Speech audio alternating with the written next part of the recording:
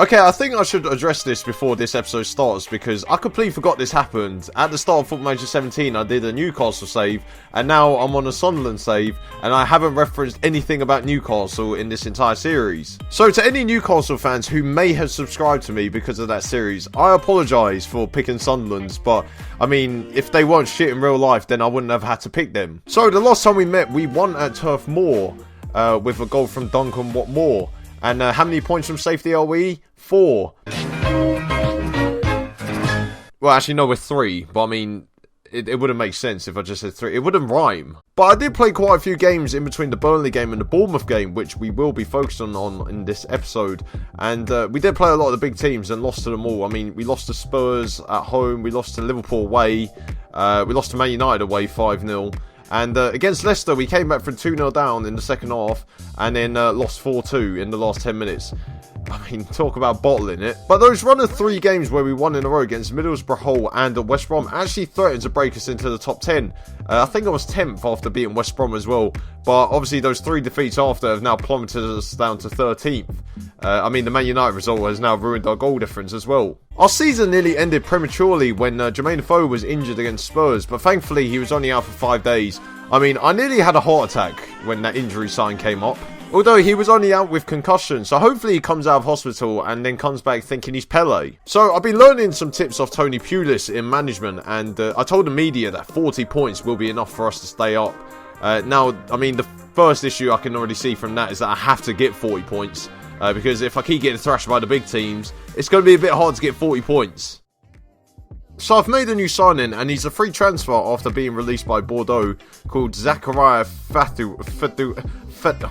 I can't even say his name, but my scout said he was a 5-star potential player, which I think was a lie, and I've given him $4 a week now, and after looking at his Twitter page, which he hasn't actually tweeted on since 2014, I noticed that I had a lot more followers than him, which is probably a humble brag, and also he had great banter. Like, for example, this tweet he wrote was, "This year is football, football, and even soccer. As usual, what?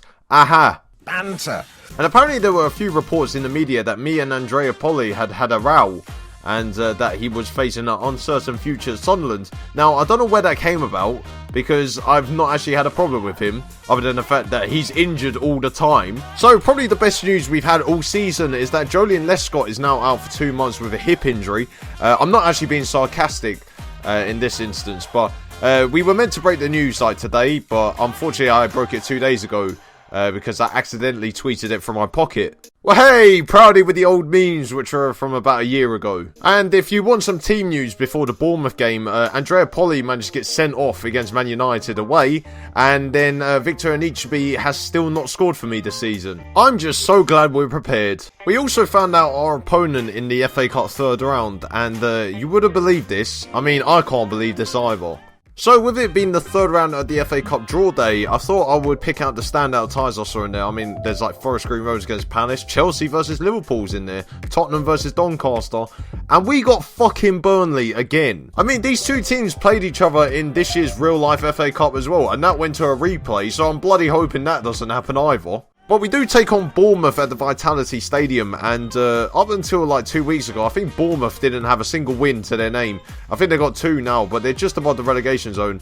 And Sunderland did win there in real life, so I mean, I got that pressure on me as well. And also, no surprises that Jordan Pickford starts yet again. But there's a few changes to the back four, and Gila Bodji comes back into the team for me as Sobiech is dropped to the bench. And Jason Denai is playing at right back because Mankilo got injured, and then Billy Jones, who I brought in to replace him after coming back from injury, got sent off after a minute in the next game. But I've decided for this game we're going to deploy the 4 across the middle, and Seb Larsson comes in for his second game of the season at right mids, while Stephen Pienaar's on the left and Didier Ndong and Nouri play in the middle. And despite not scoring all season, Victor Anichebe will partner Jermaine Defoe, who's our top goal scorer this season, unsurprisingly, up front. But with our injury worries now easing up, we are now able to name a stronger bench, so Fabio Barini will be on the bench for the first time this season, Darren Gibson's on there, and that's pretty much it. So weirdly, we're playing this game on a Friday, which, I I'm not quite pleased about, seeing as that we played on the Sunday against Man United and got absolutely destroyed by them. And we also got bloody Mike Dean as ref. Oh, I can't wait for this. So nice to see that Bournemouth have gone for a very familiar 4-4-2 as well. I mean, this is going to end up 0-0, isn't it? I mean, we can already see this coming. Like, it's going to be,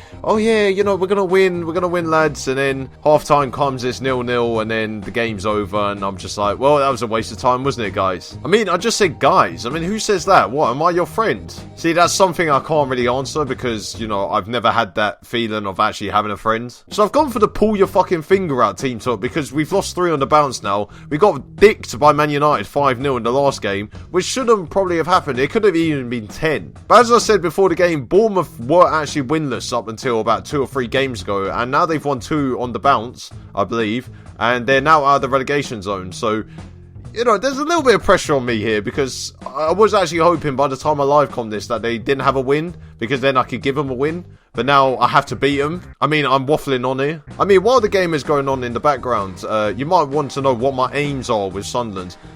I mean, keep them in the league, make them a mid-table side, perhaps. I'm not going to take them into Europe. Let's not get ahead of ourselves now. I mean, could you imagine me taking Sunderland into Europe? I mean, a lot of the teams would just forfeit because they just don't want to visit Sunderland. And we're bringing the ball forward is, and Anichebe finds the foe in the box, and the foe hits it at Boric, and well, that's our first chance of the game gone, and probably our only chance as well.